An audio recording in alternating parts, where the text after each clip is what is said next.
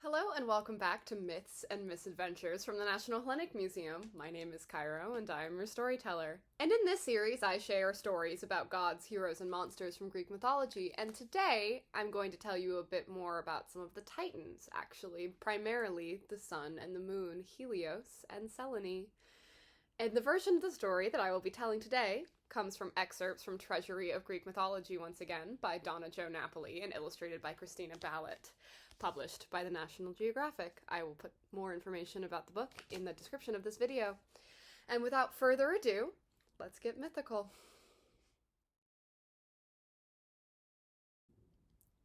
Helios, the sun god.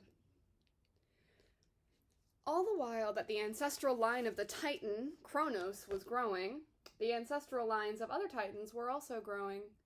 Upon being freed from the hollows of their mother, Gaia, the Titans had scattered widely across the waters and the lands, and two of them, Hyperion and Thea, had taken to the skies. Hyperion hovered like a gauzy blanket of the clearest blue, and Thea pierced through him in points of startling light. She was the shining eyes of the universe, the brilliant jewels of the sky. It wasn't long before they had 3 children. Helios, the sun, Selene, the moon, and then their natural companion, Eos, the dawn. Helios was born tireless and good-natured. He rose each day without fail and put on his golden helmet and yoked together his mighty stallions to a golden chariot that the god Hephaestus had made just for him. He rode it high, so very high, across the skies. All anyone below could see of him was a ball of light so bright that it dazzled, with streaks following behind, his streaming locks and fluttering garments. Strong rays beamed from him. They penetrated all but the most closed crevices of the earth. Helios watched what happened to the other gods when he was present. They absorbed his heat, earth and water and air gods alike. They felt more expansive, more relaxed. They smiled more, and they did small kindnesses for each other. Helios spread comfort. What a privilege! The realization made him stand taller. Daily he rose to the highest point of the heavens, lingered there, then continued on until he plunged into the waters in the far west and yielded the sky to his sister Selene. It took him all night to make his way quietly back to the east. Then he began the long journey all over again. But never, not even for a moment, did it occur to him to take a break for a while. Others needed him simply to maintain their sanity. Helios was, beyond all else, reliable. That's what caught the attention of Prometheus, whose father was a Titan and whose mother was the daughter of a Titan. Helios was a constant. It got Prometheus thinking. One could count on a rhythm to the universe, a certain heat, a unifying force. He was digging in the clay and silt and sand by a briny river delta one day, noticing how he could smear the wet mixture on his arms, and Helios would dry it so stiff that it became like a shell, but a thin second skin. A second skin! And the thought possessed him, an outrageous idea, really. He could form something from this clay, something from his own image, in the image of a god. Helios would bake it until it held together, and every day he'd bake it anew and keep it whole. Helios agreed, why not? Gods were superb, after all. What could be better than clay figures just like them?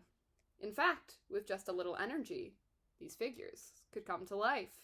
They wouldn't last forever, of course, but they'd be interesting toys, however briefly they breathed. And so Prometheus fashioned the new creatures and called them man. The other gods looked on with interest. All these men and women were held together, body and soul, by Helios. He liked these simple creatures. He set an oak tree on fire so they could take sticks and carry the fire with them wherever they wanted to warm themselves as they huddled together.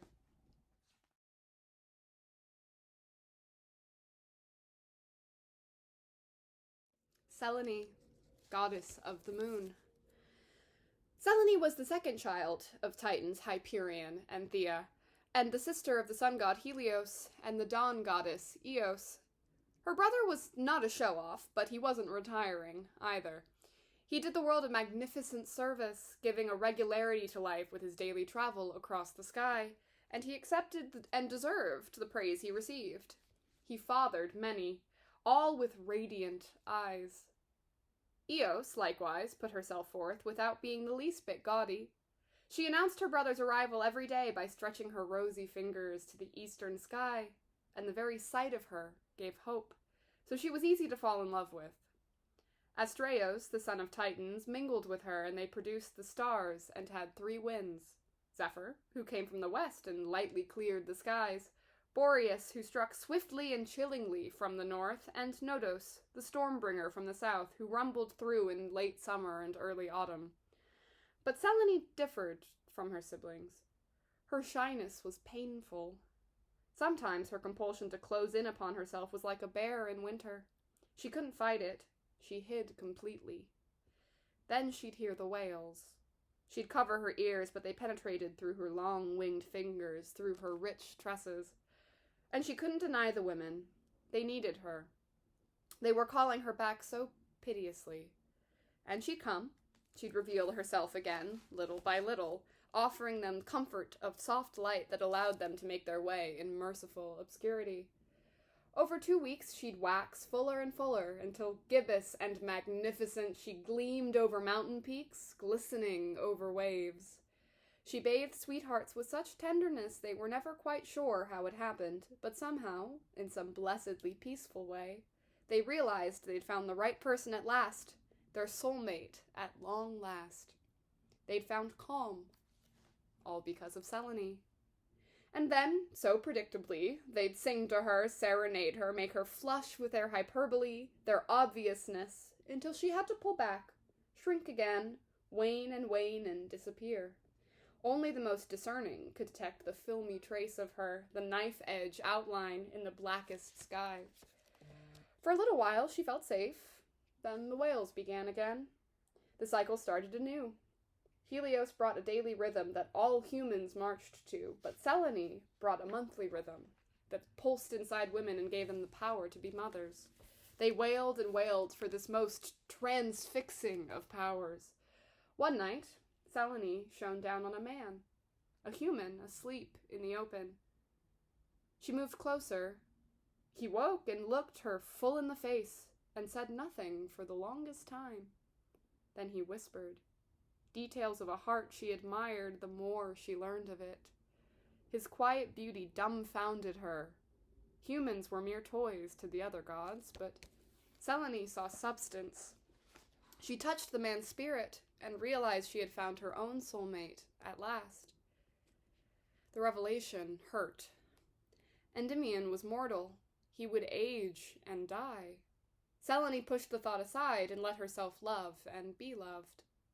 But the passing of time only made their love grow until the idea of ever being unable to look upon Endymion's perfect face made Selene's heart crumple. She begged Zeus to help her, to keep Endymion as he was, forever. Zeus responded by putting the man into an eternal sleep, a solution that gave Selene that undeniable sadness that poets have sung of ever since. Selene and Endymion had 50 daughters called Mene, who took turns accompanying their mother each night. Selene, silver-sweet and soft and sad.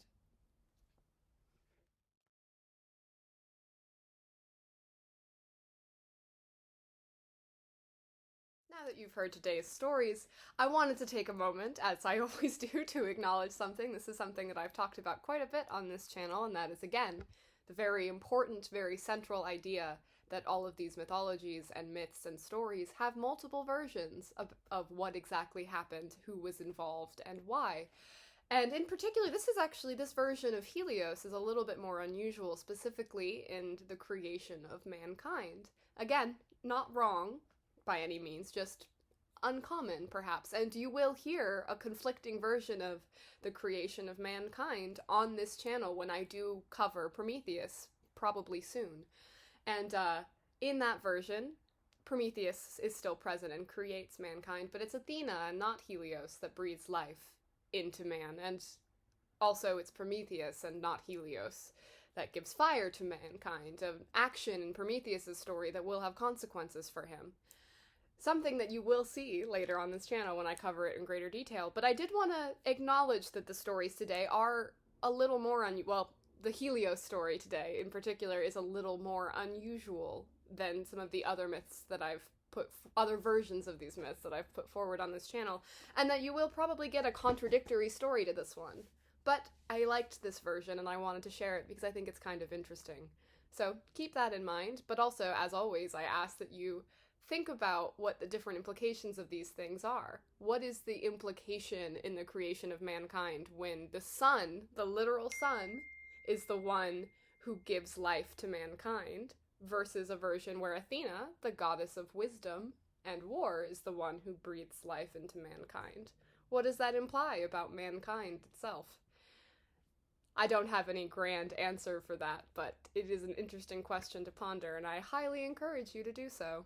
Similarly, I did also want to acknowledge something that I have acknowledged before on this channel, but the idea that sometimes the gods are not perfect, in fact, often the gods are not perfect, and their solutions to requests from mortals or sometimes other gods are flawed. Zeus's attempt to help Selene with her request of keeping her love as he is results in tragedy and heartbreak. The gods are not perfect by any means, and they are flawed, and sometimes their acts of pity or solutions to problems present greater problems themselves, or are in fact heartbreaking in and of themselves. I don't have a larger conclusion about that at this time for this channel, but it is something that I want to continue to acknowledge. While they are posed as solutions to problems or responses to requests, they are acknowledged to often be difficult in and of themselves, and they are far from perfect solutions. Zeus's attempt at help results in a very sad and lonely life for Selene, and it's something that I don't have an answer for, but I did want to acknowledge. Again, the gods are flawed, and are meant to be, and it's something to keep in mind, similarly to the way that heroes are flawed in Greek mythology, as are the gods, as are the mortals, as is everyone involved. No one is perfect in this world, and do with that what you will, but something that must be acknowledged.